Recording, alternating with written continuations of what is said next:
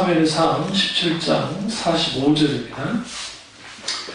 다윗이 블레셋 사람에게 이르되 너는 칼과 창과 단창으로 내게 나아오거니와 나는 만군의 여호와의 이름을 믿고 내가 모욕하는 이스라엘 군대의 하나님의 이름으로 내게 나아가노라. 아멘. 오늘 말씀 제목은 하나님 이름의 신앙입니다. 하나님의 이름의 신앙입니다. 우리 하나님 아는 지식 책을 가지고 계속 은혜를 나누도록 하겠습니다. 지난주에 하나님의 이름은 어떤 의미가 있다 했죠? 우리가 하나님의 그 이름으로 기도한다는 것, 주님의 이름으로 기도한다는 것은 어떤 그 주님 이름 자체에 마술적인 능력이 있는 건 아니고 그분을 향한 기도이기도 하고 신앙 고백이기도 하고 그리고 또 그것이 찬양이기도 하고 또 경배이기도 하는 그런 의미가 있다고 말씀드렸고요. 이제 페이지 오늘 121페이지 보시면 하나님의 이름을 아는 것이 중요한 것은 하나님 이름을 향한 신앙이 연결되어 있기 때문입니다 라고 되어 있습니다. 여기서 이제 우리가 잘 아는 어제 우리 헌이가 다윗이 되어가지고 골리앗을 물리쳤듯이 이제 다윗이 야훼 체바오트의 하나님, 체바오트가 뭐가 있죠? 만군의 하나님이라 했습니다. 그 만군의 하나님의 이름으로 그가 나옵니다. 나와서 이제 뭘 하냐면 그가 이제 골리앗을 이기게 됩니다. 여기서 이제 중요한 게 내가 만군의 여호와의 이름을 가지고 나갔기 때문에 이긴 게 아니고 다윗이 만군의 하나님을 믿는 그 믿음이 있었기 때문에 이긴 거예요. 다시 말하면 우리가 하나님의 이름의 신앙이라는 것은 하나님이 각자에게 우리에게 하나님 이름을 이제 경험하도록 만드십니다. 그러니까 어떤 은혜 가운데 우리가 경험하게 해요. 우리 교회도 그렇고 또 저희도 그렇고 보면 하나님 어떻게 공급을 하냐면 아주 그러니까 재밌어요. 어떤 면에서는. 왜 그러냐면 이 정도 되면 안 되겠지 하면 또 하나님 뜬금없이 어떤 헌금이 들어와가지고 그 부분이 또 자연스럽게 그 덕에 제가 이번에 우리 노예에 밀린 또 돈을 냈잖아요. 노예비를. 그 안 내면은 또 예전에 별천보험 올라간 적이 있거든요. 그때 돈이 없어서 안 낸 게 아니라 계좌번호를 안 주길래 다음 노예 때 가서 이제 내야지 했더니 나를 별천보 올려가지고 제명하겠다고 그러더라고요. 그래서 이제 제명은 안 당해요. 그래서 그때 회개를 좀 웃으면서 회개를 한번 한 적이 있는데 그런 거죠. 그러니까 하나님을 경험한다 할 때는 내가 하나님 이름의 신앙이라는 것은 성경에 야훼 샬롬이 있고 야훼 니스가 있으며 하나님 그 하나님을 나의 하나님 되게 해주십시오. 이 이름의 신앙 갖기 원합니다 라고 한다고 해서 그 이름의 신앙을 받는 게 아니고 각자에게 하나님이 나타나셔서 역사하실 때에 그 역사하신 하나님을 경험하게 돼요. 그러면 성경 말씀 비춰보다 보면 그게 내게는 때로는 만군의 여호와 백선엽 장군이 비록 일본 군인이었어요. 그분이요. 그래서 친일파 논란이 있긴 하지만 한국 전쟁 때 유일하게 전쟁에서 한 번도 패하지 않은 사람은 백선엽 장군 부대입니다. 그러니까 그분이 이제 큰 차네요. 장로님이시셔야 되는데 그러면 이제 그분에게 있어서의 그 여호와 체바오트의 하나님이라고 한다면 그 주 나의 사령관이라는 뜻이에요. 그러니까 만군의 하나님의 뜻이라는 것은 주 나의 사령관. 근데 이제 백선엽 장군 그분의 이제 숙이라는 점을 잠깐 보면 그 전쟁할 때 계속 기도했다는 거야. 그러니까 무기도 안 좋아. 낙동강까지 밀렸잖아요. 그 낙동강에서 그 막을 때 백선엽 장군 부대도 같이 있었어요. 그래가지고 이제 이거 밀리면 끝장이 난다고 생각하고 하나님 앞에 도와달라고 그렇게 부르짖는 기도했다는 거죠. 물론 그분이 친일파 논란이 있고 그분이 뭐 역사관이 어떤지는 모르지만 어쨌든 신앙세계 안에서 어쨌든 그렇게 하나님께 부르짖어 기도했고 그분의 고백처럼 내가 전쟁에서 한 번도 지지 않은 것은 내가 뭐 지각이 뛰어난 것도 아니고 내가 뭐 좋은 부하를 만나서 단순히 그런 게 아니라 하나님이 놀랍게 하셨다는 거예요. 실제로 어떤 전쟁할 때 어떤 면에서는 좀 무모하고 끝장이 나야 되는데 하나님이 또 놀랍게 승리하게 하시고 그렇게 한 일들을 보면서 이 모든 것은 하나님 하시는 거구나 라는 알았다는 거죠. 그럼 그때 경험한 하나님 어떤 하나님이냐? 그 백선 장군이 경험했던 그 하나님은 여호와 체바오트의 하나님이야. 만군의 하나님. 적과의 싸움에서 이기게 하실 때 하나님. 그 하나님인 거죠. 그게 이름의 신앙이에요. 그러니까 어떤 내가 하나님의, 우리 이제 하나님에 관한 이름을 다 배우잖아요, 어느 정도. 그러면 이제 성경에 뭐 여호와 추리 하면 이건 반석이신 하나님의 뜻인데, 여호와 로이 하면 목자신 하나님. 그럼 내가 목자신 하나님을 믿습니다 한다고 해서 믿어지는 게 아니라, 그게 아니라 내게 목자로서 다가오셔서 역사하실 때 내가 성령의 조명 가운데 깨달아 알아요. 그렇기 때문에 비로소 아는 거야. 하나님이 내게 지금 여호와 로이 하나님으로서, 목자 하나님으로서 내게 찾아오셔서 역사하시는구나. 여러분 각자 인생에 하나님 지금 오셔서 역사하시잖아요. 역사 속에서 내가 지금 만난 하나님 어떤 하나님이지. 그러니까 제가 늘 기도할 때 살아서 역사하신 하나님이라고 하거든요. 그러니까 목사님들마다 이제 처음 기도할 때의 출발이 참 재밌어요. 어떤 분은 전능하시고 뭐 무소부재신 하나님 막 그렇게 하기도 하고, 근데 저는 늘 살아서 역사하는 하나님. 제가 어디 뭐 집회나 그런 데 와서 대표할 때 살아서 역사하신 하나님 하면서 그렇게 기도를 나가요. 그 이유는 내게 있어서의 하나님은 살아서 역사하는 하나님이에요. 근데 이 하나님 어떤 하나님이냐면 이제 예수님 공생애 때에 하나님은 죽은 자의 하나님이 아니고 살아있는 자의 하나님이다 하면서 아브라함과 이삭과 야곱의 하나님은 곧 살아있는 하나님이다 라고. 근데 이제 헬라 원전을 들여다보면 살아서 역사하는 하나님이에요. 실제로. 내게 있으면 그 하나님이 내 생애 전체에 또 우리 집안 전체에 살아서 역사하는 하나님으로서 왔기 때문에 나한테는 늘 하나님은 살아서 역사하는 하나님이에요. 그리고 이제 어떤 분에게서는 그의 신앙 고백 가운데 은혜로우신 하나님, 은혜로우신 하나님 너무 감사합니다 하면서 그렇게 기도하는 분이 있고, 이런 것은 이제 그들의 하나님 경험에서 오는 거예요. 하나님 경험에서. 그래서 우리가 다윗이 골리앗과 싸울 때에 다윗이 막 대단한 용맹한 사람이기 때문에 그가 이 전적에서 이긴 건 아니고, 여기에서 이제 알아야 될 게요. 엘칸나가 뭐라고 했어요? 엘칸나. 칸나 하면 질투하시는 하나님이라 했잖아요. 근데 이제 골리앗이 하지 말아야 할 짓을 했어요. 어떤 짓을 했냐면 하나님의 이름을 모욕을 했단 말이에요. 욕을 했단 말이에요.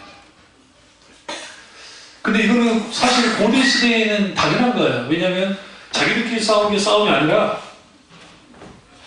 분명히 싸우는 것은 블레셋과 골리앗이 싸우는 거지만 그 이면에는 그들이 믿는 신이 있어요. 신이. 그래서 전쟁에서 이기면 그 신이 이기는 거고 지면 그 신이 지는 거예요.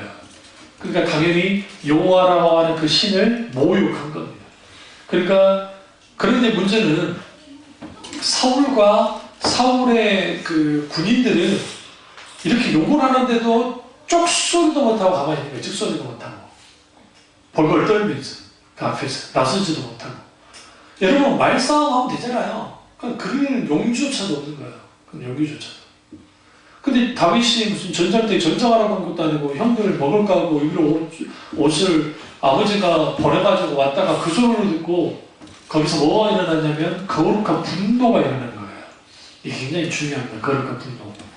근데 그 거룩한 분노의 이유는 뭐냐면 겉보기로는 골리앗이 하나님 욕을 했기 때문에 그런 거지만 사실은 그것보다는 다윗이 하나님을 너무너무 사랑했어요. 여러분이 사랑하는 사람은 누군가 조금이라도 욕하면 기분 좋습니까? 안 좋을군요? 여러분이 연예인 중에 좋아하는 탤런트나 누가 있다 합시다. 만약에.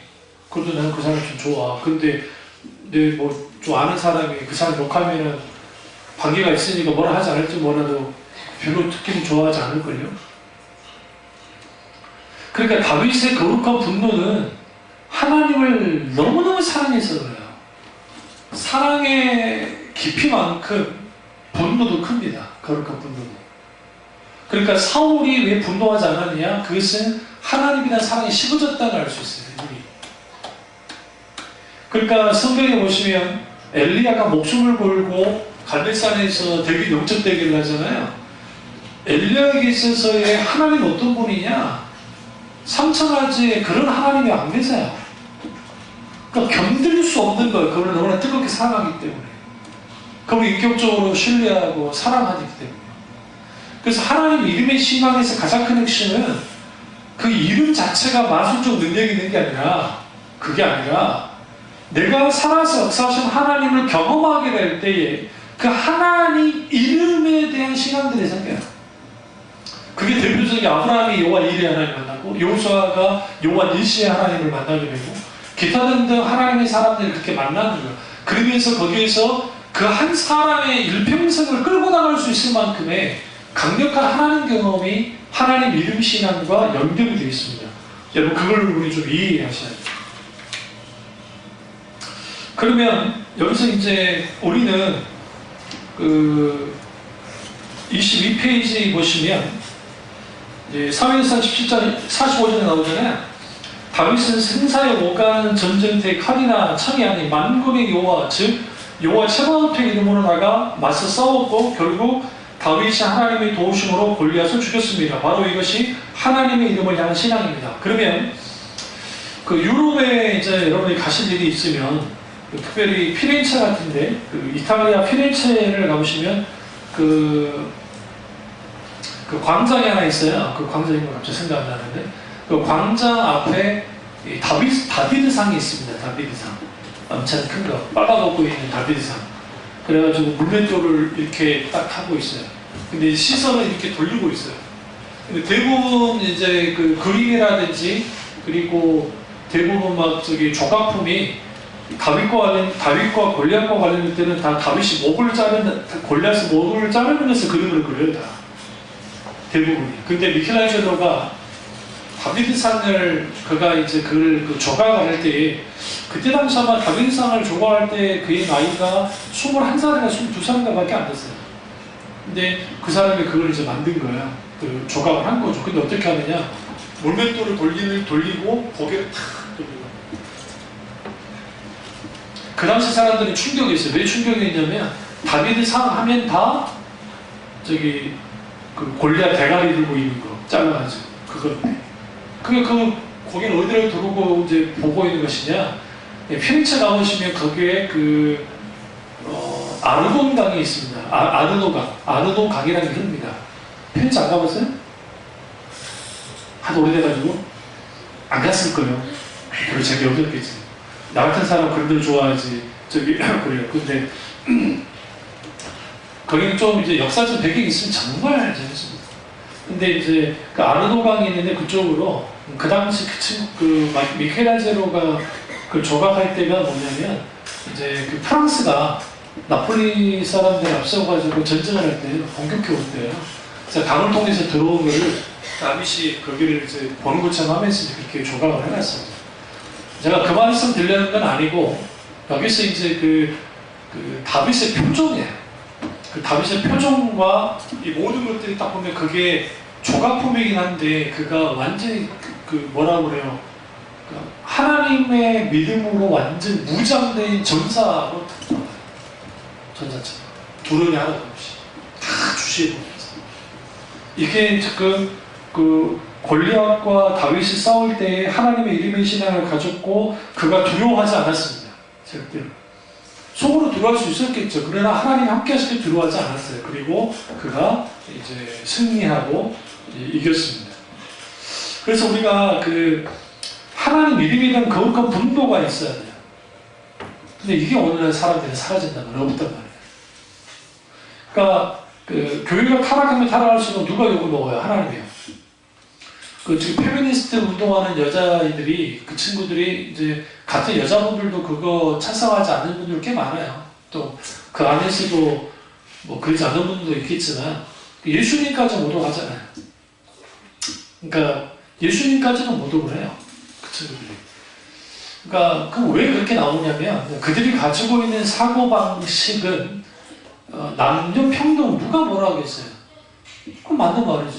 여러분, 성경에서는, 그러니까 성경은 기록될 때 어쩔 수 없이 가부장적인 어떤 역사적 배경 속에 써지긴 했어요. 그런데 예수님이 오셔서 먼저 깬 게 뭔데요? 아이들과 여자들을 어떻게 해요? 뉴스에 이렇게 나올 때 다 나오게 했어요. 그러니까 우리는 그걸 너무 쉽게 보는데 이게 그 시대 사람들은 충격이에요. 왜 충격이냐면 여자들은 공적 집회에 참여하면 안 돼요. 그러니까 여자들은 성전 있잖아요. 예루살렘 성전. 그 성전에 성전 안에 못 들어가고 여인의 뜰에만 들어갈 수 있어요. 그러니까 성전 안에 못 들어간다니까요. 죽었다 깨도 납작하지 않은 이상. 이게 말도 안 되잖아요. 그렇지 않아요? 아니 남자와 여자가 뭔 차이 있길래 들어가서 성전 안에 들어가서 번제 드리고 해야 되지. 근데 그게 그 시대의 문화적 배경이니까. 근데 예수님이 그걸 완전히 깨버리잖아요. 그 수가성 여인을 만나고 난 다음에 그 장소가 중요한 줄 알아? 아니야. 성령과 진리로 예배드리는 자들가 찾아. 하나님이 찾으셔. 걱정하지 마. 하면서 다 깨버린다. 그러니까 이런 부분들을 보시면 뭘 할 수 있냐면 그 사람들이 만들어낸 사상이나 이거는 다 그 시대에 한 번씩 그냥 왔다 지나가고 새로운 건 없어요. 다 비슷하지. 그러면 우리가 가져야 될 것은 철저하게 기독교 사상으로 또 하나님의 말씀으로 무장되어 있어서 봐야 돼요. 들여다봐야죠. 근데 그 친구들이 하나님을 욕할 때에 다 가만히 있더라고요. 가만히 있더라고요. 그러니까 이런 것들을 보면 이제 그 문제가 되죠. 여러분, 그 프랑스 어떤 그 잡지사에서, 신문도 많은 잡지사에서 마호메트를 모욕을 했거든요. 모욕한 사파라든지 그 그려가지고 냈다가 후에 프랑스 그 이슬람 극단주의자 가갖고 그 사람 죽였잖아요. 그 이유는 딱 한 가지였어요. 네가 뭔데 마호메트를 욕을 하냐는 거죠. 그러다가 그 폭탄 터뜨려버렸어요. 그 사람 죽었어요. 그 편집자. 우리는 그러지 않은 게 아닙니다. 예? 또 그러면 안 되고, 절대 그러면 안 되지만, 그럼에도 불구하고 거룩한 분노를 가져야죠. 그가 누구냐? 다윗이었다. 23페이지 위에서 네 번째 보시면, 하나님을 향한 경외함은 하나님 이름을 위한 열심이 나타납니다. 즉, 하나님의 이름은 곧 하나님 자신을 나타내기 때문에 하나님을 향한 열심은 우리가 하나님을 향한 경외함의 정도이다 달라집니다. 다윗의 아들 솔로몬 왕이 성전을 건축하게 된 것도 여호와의 이름을 위한 것이었습니다. 여기 보면 설교 9절 나오죠? 역다 2절 1절 솔로몬이 뭘 위하여? 여호와의 이름을 위하여 전을 건축하고 자기 번영을 위하여 궁궐 건축을 결심하니라. 그러면 여기서 여호와의 이름을 위해서 성전을 건축하는 거예요. 다른 이유가 아니었어요.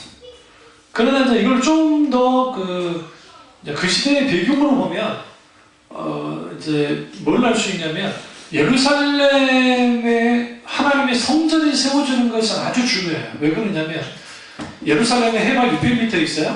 우리나라 대관령 있잖아요. 그 대관령 어제가는 대관령보다 높아요.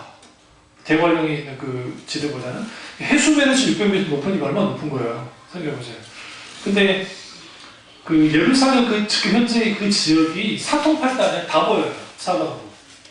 그래서 여기서 들여다보면 동쪽, 서쪽, 남쪽, 동서남북 다 볼 수 있는 아주 요충지단 말이에요. 그리고 이스라엘 영토 안에 가장 중앙에 있어요. 중심에.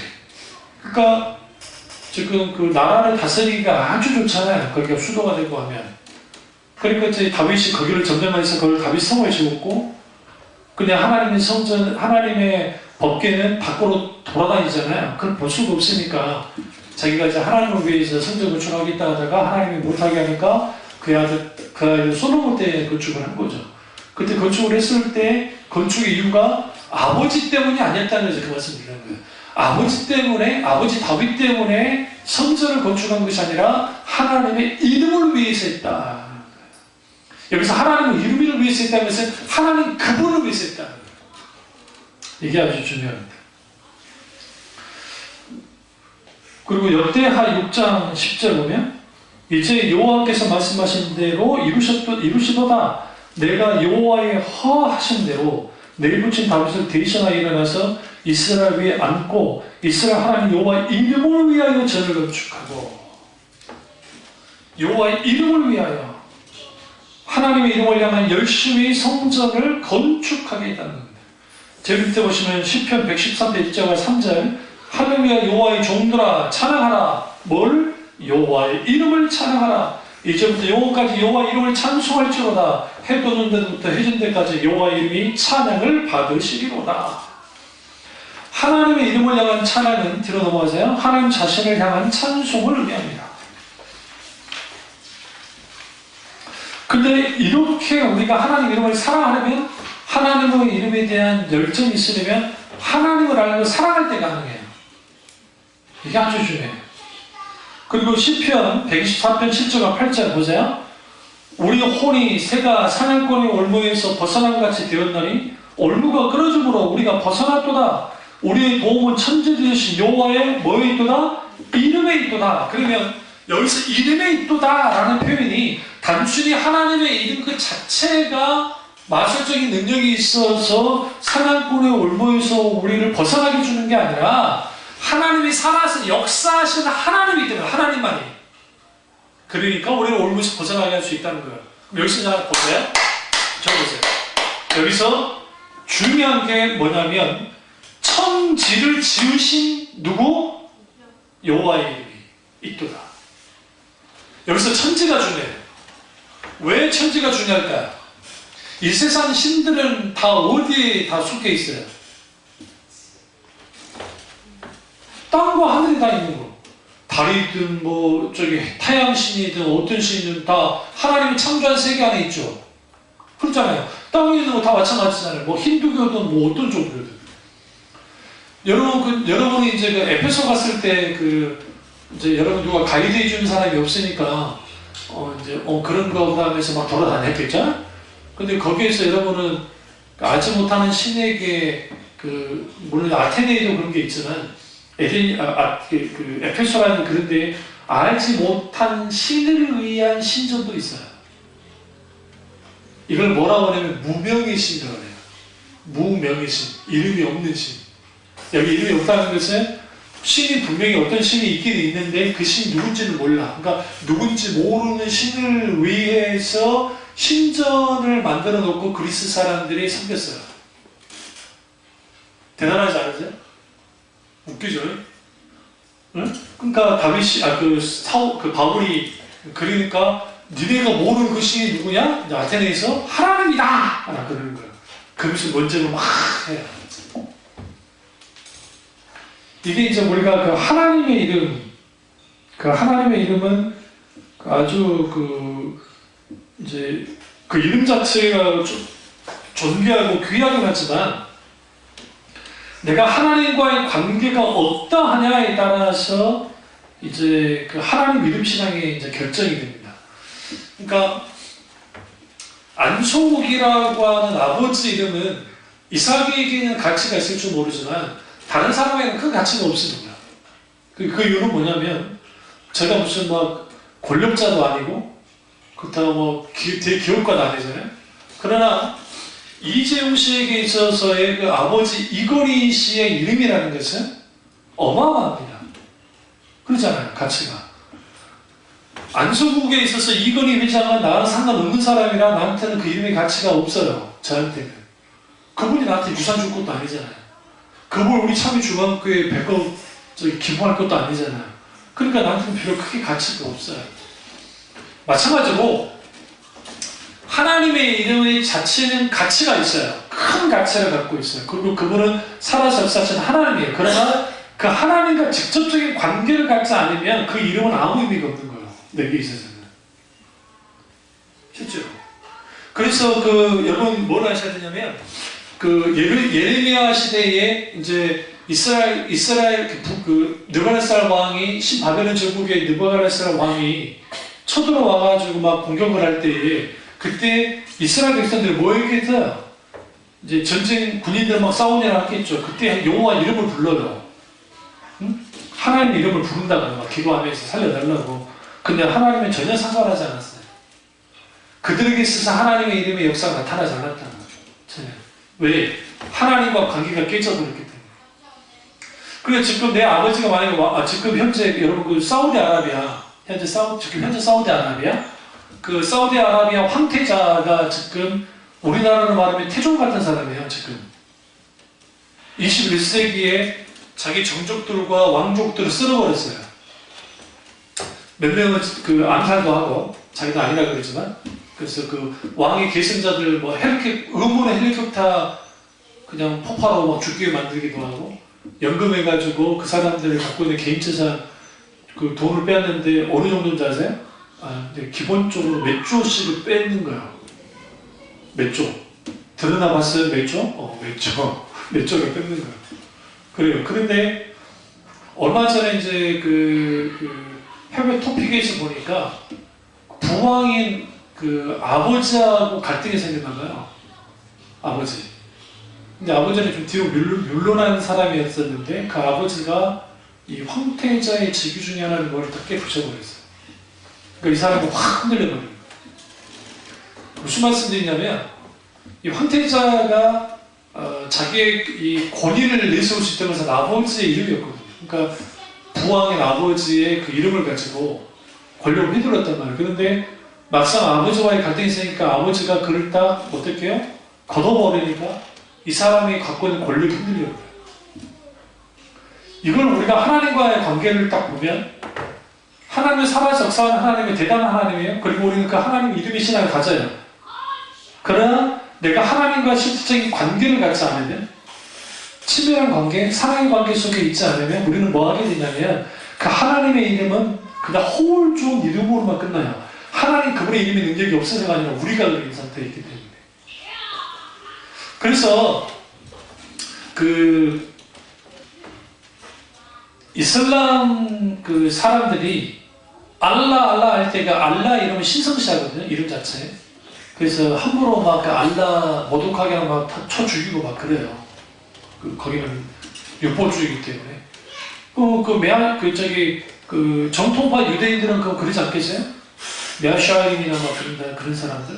그런 사람들한테 야훼라고 하는 혹은 여호와라고 하는 하나님의 신명칭의 이름은 절대적이에요. 그래 기독교는 어떻게 해요? 기독교도 그러면 그 신명칭 절대적으로 보는 건가요? 우리는 그 신명칭 자체, 그 이름 자체에 막 엄청난 의미를 두지 않아요.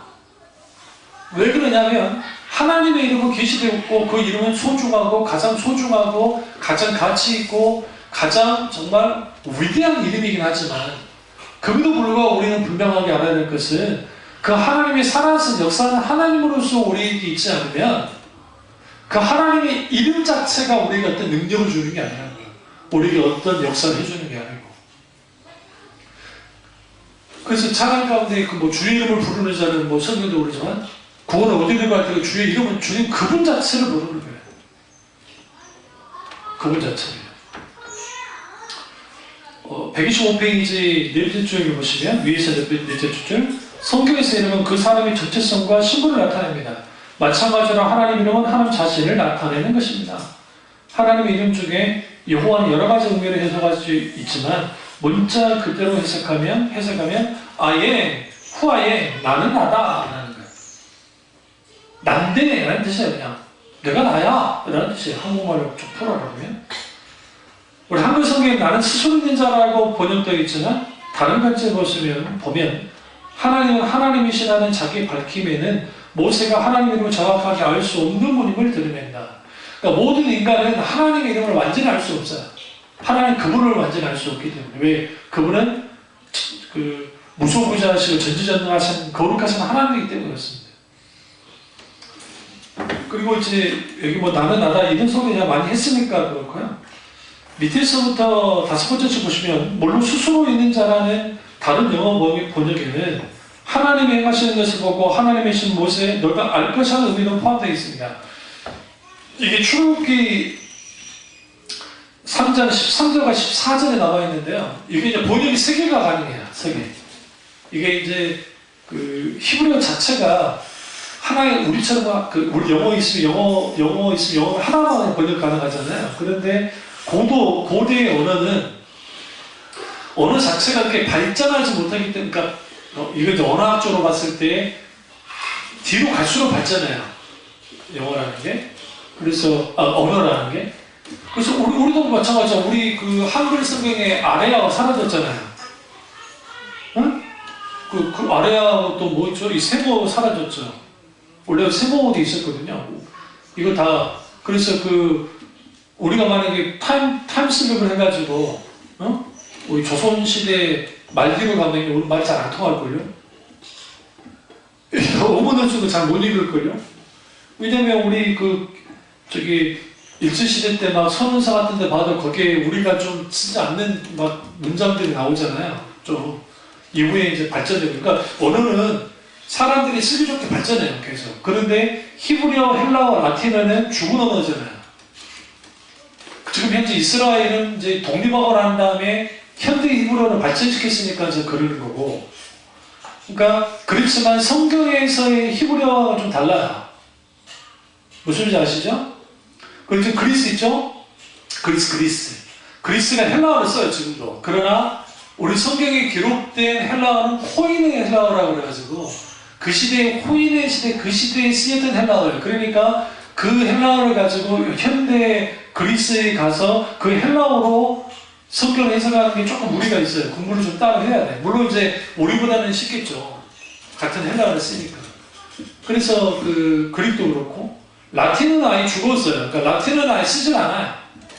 다만 지금 라틴어 안에 뭐가 살아남았냐면 유럽의 언어들이 그 라틴어의 지배 안에 있었기 때문에 그래서 이제 단어라든지 그런 것들이 많이 좀 남아있을 뿐이지 실제로 그래요. 그러니까 언어가 오래되고 죽은 언어일수록 해석할 때 여러 가지 해석하게 되어 있어요. 왜냐하면 그렇게까지 발전하지 못하기 때문에. 그런 의미에서 이제 여러 개로 이제 해석할 수가 있습니다. 그래서 여호와, 야훼 뭐 그런 거는 그 이름은 다음에 제가 좀 더 하도록 하고요. 그럼 이제 뒷페이지 126페이지에 보시면 밑에서 10번째 표현을 보면 에스겔서 36장 23절에 나오는데요. 열국 가운데 더럽힘을 받은 이름 곧 너희가 그들 중에 더럽힌 나의 큰 이름을 내가 거룩하게 할지라. 내가 그들의 목전에서 너희로 인하여 나의 거룩함을 나타내니 열국 사람이 나를 여호와인 줄 알리라. 나 주 여호와의 말이니라. 에스겔서는 어느 시대냐면 이스라엘이 멸망하고 난 다음에 활동했던 선지자입니다. 그러니까 하나님 이름이 더럽혀졌죠. 고대의 전쟁 무슨 전쟁이라고요? 신들의 전쟁이에요. 왜 그러냐면 전쟁은 당사자인 그 민족이 전쟁을 하는 거지만 전쟁의 승패에 따라서 그들이 믿고 있는 신이 패배하거나 승리한 것을 간주했단 말이에요. 그 시대의 문화가. 그러니까 당연히 하나님이 졌잖아요. 졌다고 생각한 거예요. 그러니까 하나님의 이름이 더럽혀졌다는 거예요. 그런데 그 큰 이름을 누가 거룩하게 한다는 거예요? 하나님 자신이. 이게 아주 중요합니다. 하나님 자신의 이름을 거룩하게 하겠다는 거죠. 근데 이것이 가능하려면 우리가 하나님과의 관계 속에서 하나님과의 올바른 관계를 가져야 돼요. 그리고 하나님을 바로 알 때 가능해요. 그러니까 상식적으로 우리가 신앙생활 하면서 말도 안 되는 걸 가지고 막 고민하는 분들이 있어요. 예를 들어 늘 말씀드리지만 내가 지금 어떤 사업을 해야 된다고 합시다.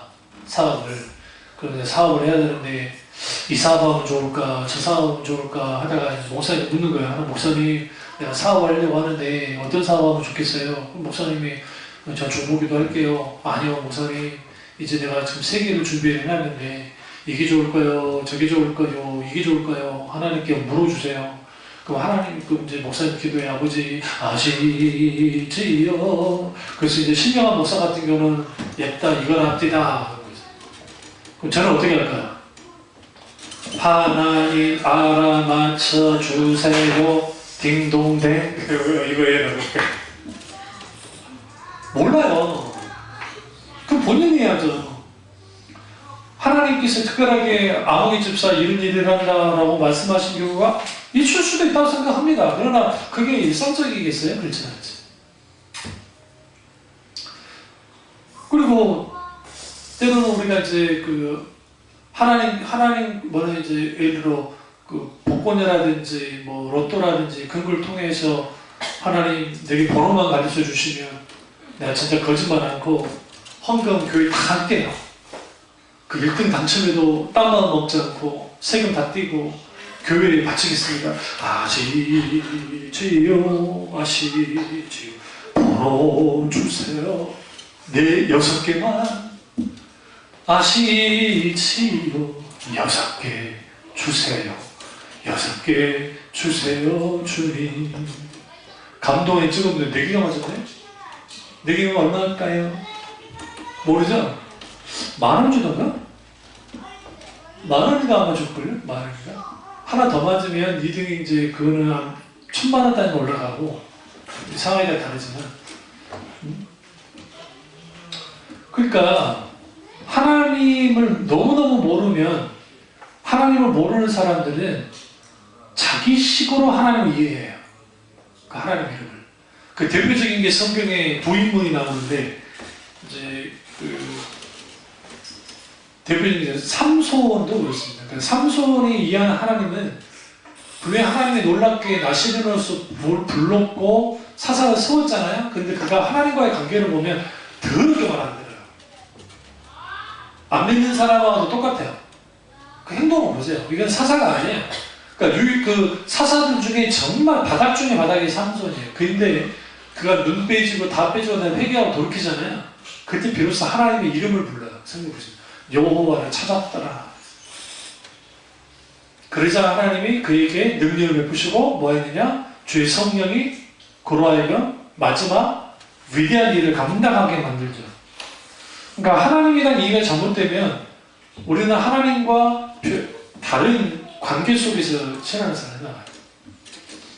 그러니까 의외로 생각보다 교회 다니는 분들이 하나님을 몰라도 너무 몰라요. 대표적인 게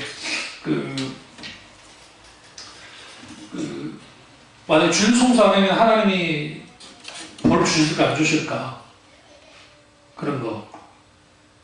물론 그 주일 송수하지 않는 것은 하나님 보시기에 이게 좋은 거 아니에요. 그럼 복 받을 일은 아니고 분명하게 말씀드리지만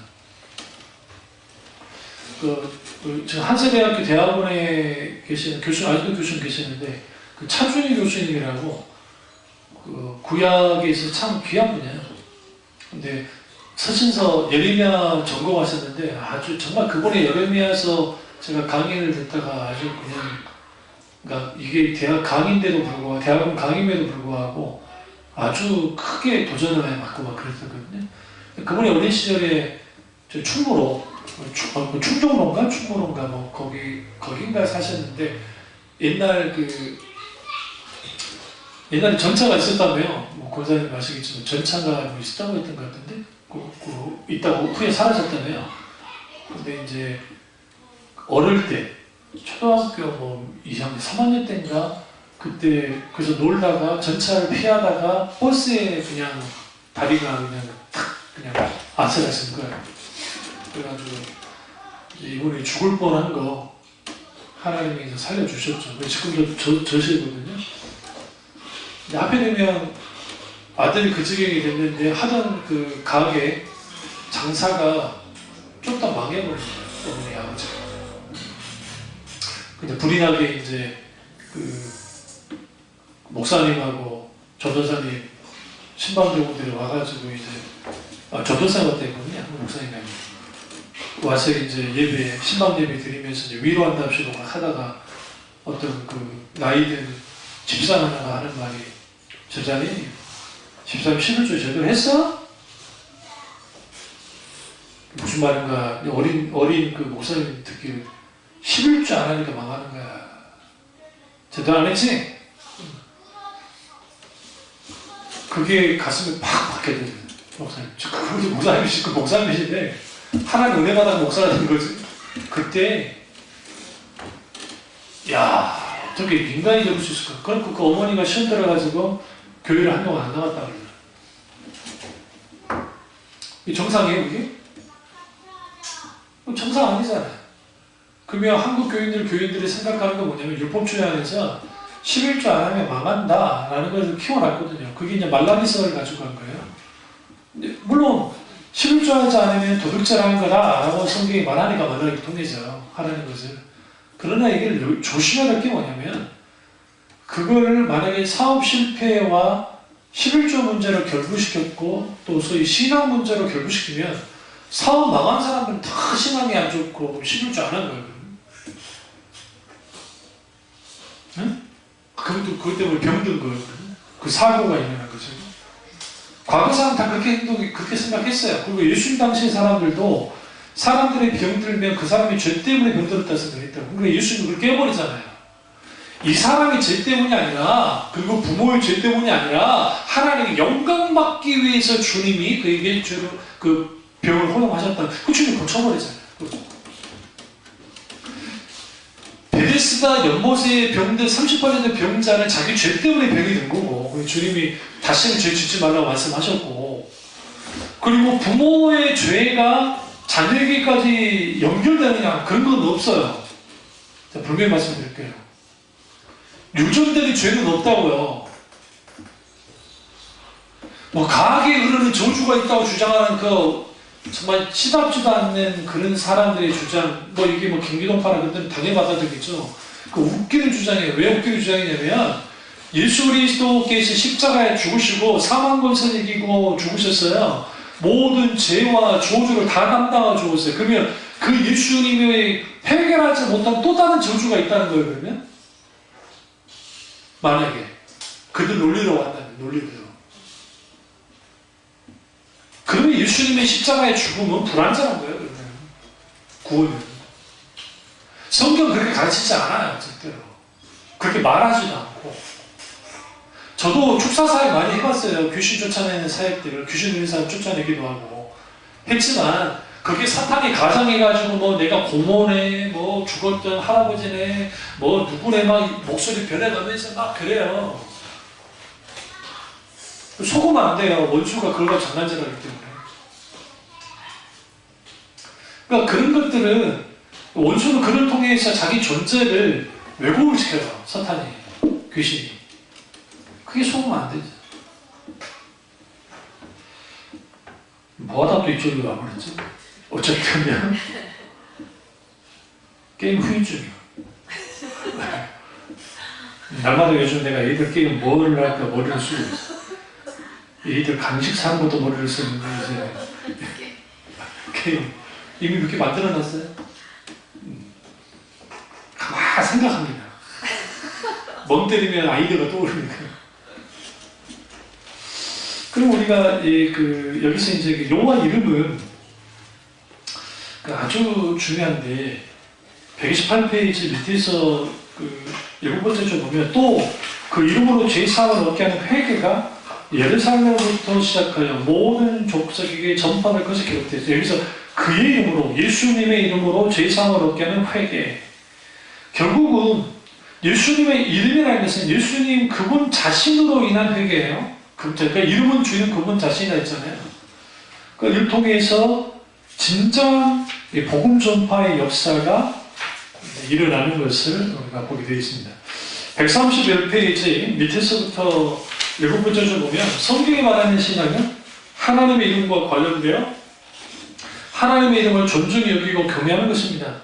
하나님의 이름을 무시하거나 무시한 채 받은 생활을 할 수 없고 삶 가운데 친밀하게 다가오셔 역사하신 하나님을 알 수 없게 됩니다. 하나님을 알고 하나님의 이름을 아는 것이 우리 신앙이고, 하나님의 이름을 부르는 것이 믿음의 고백입니다. 하나님의 이름을 마땅히 전전전 높일 때 하나님의 영광을 받으십니다. 뒤로 가보시면 하나님의 이름을 신뢰하고 하나님의 이름을 존중할 때 하나님의 능력이 나타납니다. 그래서 이 하나님의 이름을 존중한다는 건 뭐냐면, 그 존중한다는 것은 결국은 하나님을 경외하고 의지하고 우애하는 것이 있을 때 존중하는 거예요. 말로만 존중한다고 존중된 게 아니에요. 그걸 통해 하나님의 역사가 나타나고요. 그래서 그 귀신을 쫓아낼 때도 마찬가지예요. 축사할 때 내가 나사렛 예수 그리스도 이름으로 명하노니 사탄아 혹은 귀신아 물러가라. 여러분 성경의 그 복음서를 보시면 예수님이 어떻게 귀신을 쫓아내요? 주님이 꾸짖었다 했다고요. 꾸짖었다. 막 등을 치면서 안수할 때 막 머리를 하면서 막 하지 않아요. 제가 여러분에게 안수할 때 우리 죽사는 씨가 손가락 다른 힘은 별로 없는데 이게 내가 세요. 여러분 정말 진정한 안마 마사지 해줄 수 있어요. 응? 내가 진짜 우리 어머니는 몇 번 울렸는지 몰라. 내가 이걸로 마사지 해주면서 눈물이 찔끔 나게 제가 마사지 해준 다음에 그래서 아프다고 난리 치다가 다 끝나면 아이고 시원하다. 아이고 시원하다. 근데 이제 왜 제가 그렇게 하지 않냐면 저는 살짝 얹으잖아요. 가볍게. 예? 그걸 왜 폐 제끼느냐? 어? 기도하게 하나님 아버지요. 이게 이제 어디서부터 온 거냐면 우리나라의 기도 운동 그리고 은사주의 운동의 병폐로서 나타난 거야. 이게 예수님께서 손을 언제 안수하셨다 했어요. 손을 지그시 눌러서 한 게 아니고 주님이 손을 얹으셨다. 살짝 얹으셨어요. 누구도 사도들도 얹어서 기도했어요.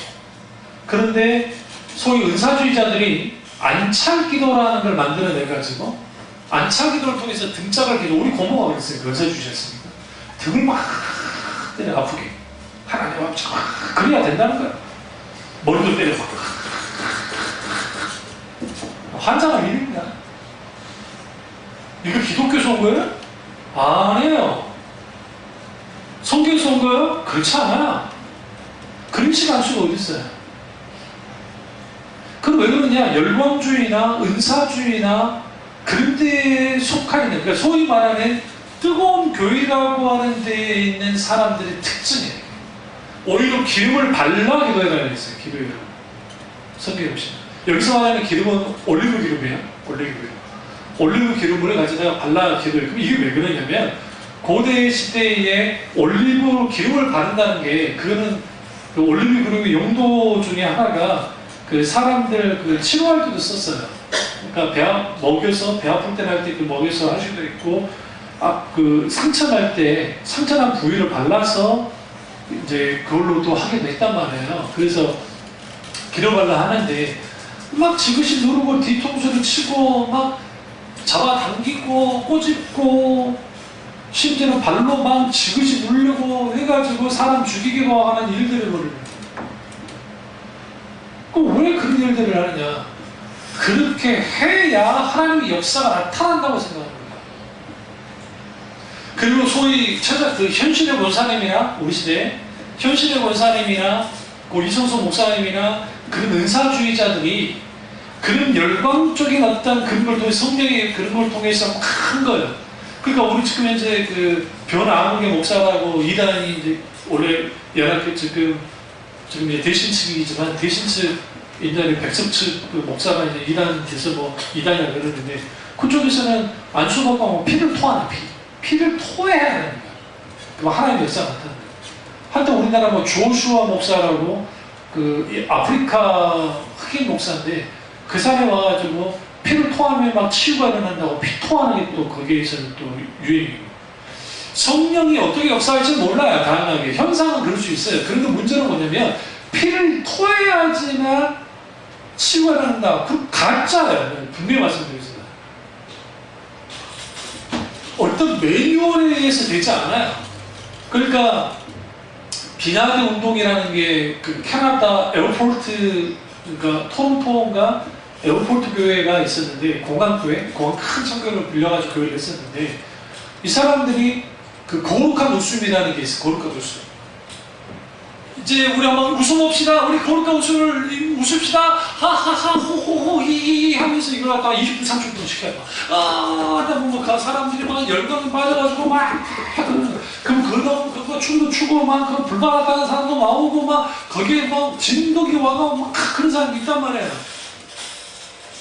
그럼 그걸 성령의 역사로 봐야 됩니까? 아니면 그건 심리학적으로 혹은 그 사람을 그 최면을 걸어서 하는 거 그런 거하고 뭡니까? 일종의 자기 최면에 걸리는 거 그게 종교 최면에. 그래서 비나드 운동이 10년도 안 돼서 끝장이 나버렸던 게 그거예요. 존 림보 목사님이 원래 비나드 운동 창시자인데 그 존 림보 목사님이 결별을 했잖아요. 그 잘못했기 때문에. 우리나라는 뿌리가 그러니까 원래 그런 뿌리가 아닌데 60년도, 70년도, 80년도를 겪어오면서 우리나라가 기독교가 이상하게 바뀌어버린 거야. 은사주의나 소위 말하는 그 싸구려 분강사들이 엄청난 양산을 통해서 물론 개중에는 괜찮은 분강사 목사님도 계셨지만 그렇지 못하는 사람들을 통해서 교회 안에 팽배해져 있는 게 안수기도나 안착 이런 것들이 마치 막 그런 식으로 막 지금 막 때려야 했습니다. 제가 여러분이 기도할 때 기름 부음이 있을 때 뜨겁게 막 들어갈 때 있잖아요. 그게 뭐 제가 막 조장하는 게 아니죠. 성령이 하시는 거예요. 내가 늘 여러분 뜨겁게 만들어줄 수 있어요. 등짝을 계속 때려주는 거예요. 아버지! 아버지! 그래서 제가 10년 이상을 바닥을 치면서 예외 찬양 인도를 했던 자예요, 제가. 놀랍게 내가 어느 날 봤더니 이게 사라졌더라고요. 굳은 살이. 안 쳐가지고. 때린 만큼 안 때려주니까 이제 쇠살이 돌아와요. 진짜 신기하더라고요, 이게 쫓겨나기. 그럼 왜 그렇게 하느냐?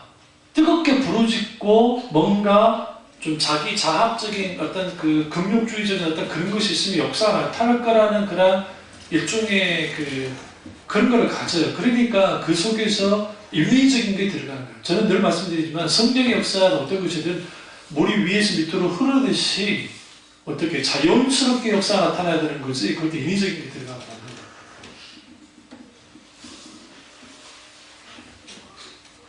분별하셔야 됩니다. 그리고 분당의 남부교회 그 교회가 뭐 수준이 어쩌고저쩌고 그랬다고 뭐 잠깐 사모한테 드렸는데 궁금하시면 수요일 때 내가 말했나? 기억도 안 나지? 철학 때 말했나? 네? 수요일 때 말했어요? 그러니까 안 듣는 거야. 나도 왔다 갔다 해. 나이가 들어가지고. 그러니까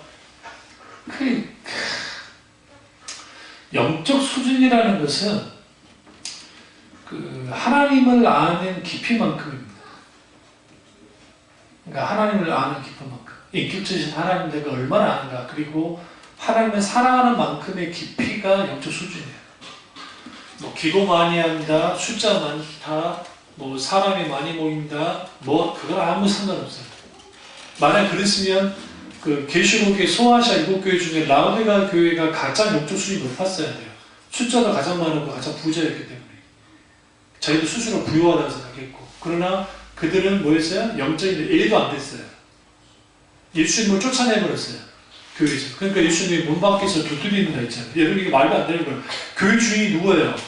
교인이에요? 목사님이에요? 아니요. 주님이시잖아요. 예수님이시잖아요. 예수님의 교회 주인인데 막 쫓아났다니까 예수님이. 쫓겨나신 예수님이 다시 들어오시려고. 예수님 벨도 좋아. 들어오시려고 내가 두드릴 테니까 열어라 그러잖아요. 열면 내가 들어가겠다고. 그게 라오디가 교회의 영적 수준이에요. 그게. 그러니까 자기들은 교회 수가 많고 뭐 담임 목사가 좀 스타 목사고 하니까 우리는 굉장히 높은 수준의 교회고 그렇지 못한 교회는 낮은 수준의 교회다. 그 논리가 어디로부터 왔느냐? 아주 지극히 세속주의적인 거예요. 그렇게 따지면 예레미야는 아주 작은 선지자예요. 그렇게 따지면. 그러나 성경에서 가장 위대한 선지자를 딱 뽑아라. 그러니까 그 선지자 중에 위대한 선지자 딱 2명 뽑아라 하면 모세는 제껴놓고 첫째가 엘리야를 찾고 또 하나는 예레미야. 왜 예레미야를 떠나서는 안 되는 게 예수님의 그 구약 인용하시는 말씀의 그 대다수가 예레미야하고 이사야예요. 잘 들어보세요. 성경 읽으시다가 보면 다 이사야 아니면 예레미야서를 갖다 인용을 해요. 예수님. 그만큼 위대한 선지자 중에 하나가 누구냐? 예레미야. 그러나 우리 시대의 기준으로 보면 아주 아무것도 아니에요. 왜? 이런 게 하나도 없잖아요. 예레미야는. 오히려 사역가다 잡혀가고 톱에 켜서 죽게 되는 그런 일을 겪었습니다. 그래서 우리가 조심할 게 뭐냐면 여호와의 이름의 신앙이라는 것은 단순히 마술적인 능력이 있어서 주는 신앙이 아니고 내가 하나님과의 실질적인 관계가 바로 정립되고 가까운 관계 속에 있을 때에 그 속에서 하나님의 이름이 하나님의 놀라운 역사가 나타나도록 해요. 141페이지를 가보세요. 밑에서 네 번째 줄 보면 주의 이름으로 많은 권능을 행치 아니하였나이까 하리니. 그럼 여기서 행치 아니하였나이까 이게 뭐냐면 여기 그대로 있으니까요. 엘가 조 메노모이라고 되어 있는데 일하고 있다 행위적으로 일하라는 뜻입니다. 이를 통해서 자기 행위를 통해서 있게 된 자기들의 수고에 대한 보상을 당당하게 요구하고 있는 거예요. 그러니까 이게 지금 여기 뒤로 넘어가시면 142페이지 그러므로 하나님의 이름의 신앙의 최대의 걸림돌은 자기 의를 기초한 행위적 신앙입니다. 복음을 향한 자가 되지 않기 위해서는 하늘에 계신 아버지의 뜻대로 행해야 하는데 그것이 바로 하나님의 뜻을 따르되 자기 의가 아닌 하나님의 의를 붙들고 순복함으로 열매 맺는 것입니다. 하나님의 이름의 신앙이 중요한 이유는 하나님께 바로 초점을 맞추고 성경 하나님을 바로 믿을 수 있기 때문에 그렇습니다.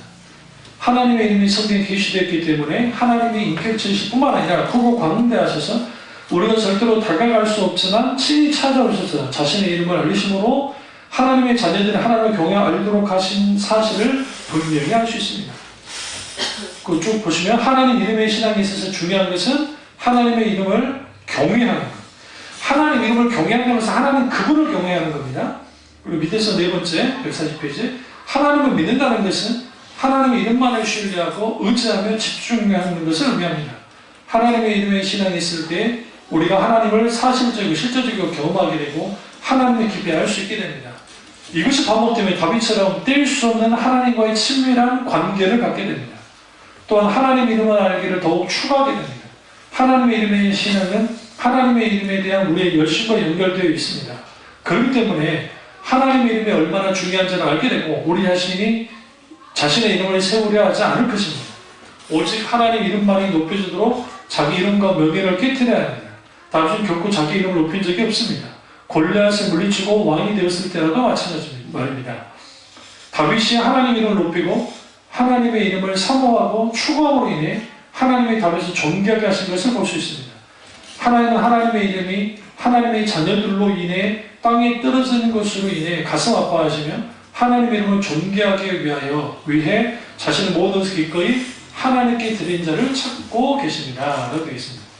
그러니까 여기서 우리가 이제 다른 걸 다 잊으시더라도 하나님의 이름의 신앙이라는 것은 결국은 하나님 이름이라고 하는 어떤 마술적인 능력이 있는 이름을 신앙하는 게 아니라 이름은 곧 하나님 그분 자신을 뜻하니까 그러나 그 하나님 이름을 아는 것은 매우 중요한 것은 그 이름을 알아야 내가 지금 경험하고 있는 하나님이 어떤 하나님인지를 알게 되고 이것이 이제 우리 가운데 더 강하게 역사되어지면 내 생애 전체에 이제 어떤 하나님을 알게 되냐면 이제 이 말씀 끝내겠습니다.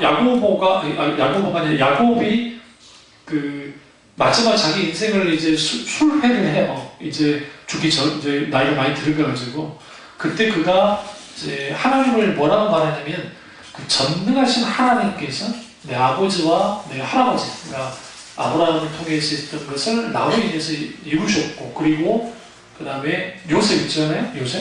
요셉과 나의 자식들에게도 하나님이 이렇게 하시기를 원한다는 식으로 쭉 창세기 보시면 그 말을 해요. 쭉 해요. 한마디로 그가 뭐라고 정의했냐면 자기 평생에 하나님의 이름, 누구에게 있어서? 야곱에게 있어서 평생에 하나님의 이름은 엘샤다 했어요. 엘샤다, 전능하신 하나님. 그러니까 우리도 마찬가지예요. 우리도 내 평생에 나를 끌고 나갈 수 있는 그 하나님의 이름의 역사를 경험하는 게 매우 중요해요. 아브라함도 여호와 일의 하나님을 만났었잖아요. 그러니까 그런 것처럼 우리가 그런 것이 내 속에 있거든요. 그러면 우리 무슨 기도해야 되느냐? 하나님 내게 하나님 그분 자신의 이름을 계시해달라 기도해야 돼요. 여기서 계시는 다른 일반 계시를 받는 게 아니라 성경 외에 계시를 말하는 게 아니라 여기서 말하는 것은 아버지가 하나님 자신이 하나님 그분이신 것을 내게 나타내 보여달라 기도해야 돼요. 그리고 그렇게 하면 그 속에서 하나님을 경험하면 그 하나님의 이름의 신앙을 갖습니다. 나는 늘 하나님이 나를 공급하시고 있는 여호와 일의 하나님이야. 내게 있었습니다. 여호와는 나의 샬롬, 내게 평강을 주시는 하나님이에요. 기타 등 그런 이름을 갖게 될, 하나님 이름의 신앙을 갖게 될 때 우리 신앙이 아주 중요한 축을 끌고 나가요. 이 은혜가 저와 여러분께 주기를 축원합니다. 기도하겠습니다. 기도하실 때 시간이 많이 갔으니까요. 우리 잠깐 기도하고